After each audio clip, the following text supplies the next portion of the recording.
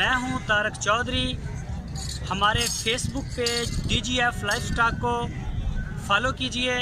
और आप हमें यूट्यूब के ऊपर भी फॉलो कर सकते हैं, सब्सक्राइब कर सकते हैं DGF लाइफस्टाइल। गड्डी होती है ना ਉਹਦਾ ਬਿੰਡੇ ਹੁੰਦਾ ਇਹਨੂੰ ਇੱਥੋਂ ਹੀ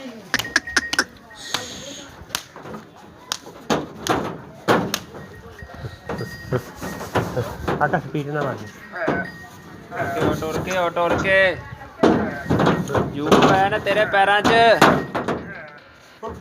शाला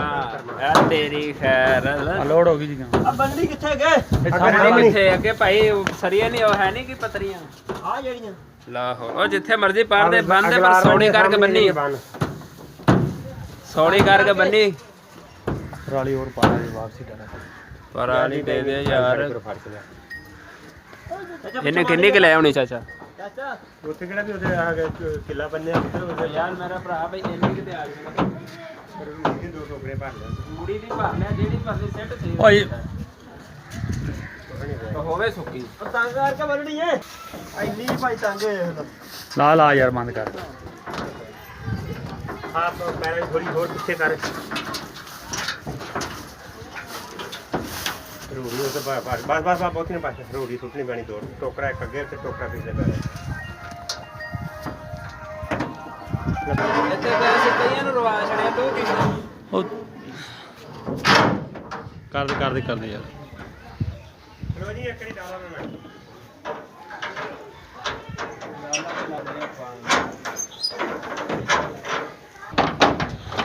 ਡਰਾਈਵਰ ਕਾਲੇ ਨੇ ਘੱਟ ਮੇਰਾ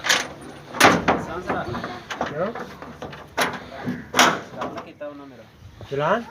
ਸਾਡੇ ਪਾਲਣ ਦੇ ਹਾਂ ਗਾਈ ਵੀ ਤਾਂ ਮੇਰੇ ਕੋਲ ਹੀ ਹੈ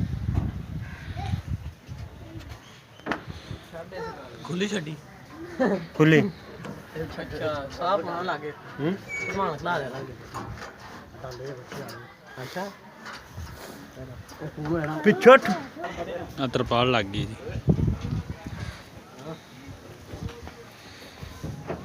ਲਾਈ ਜਾਂਦੇ ਨੇ ਆ ਜਾ ਤੇ ਨਾਲ ਜਾਣਾ आगे बहुत कम है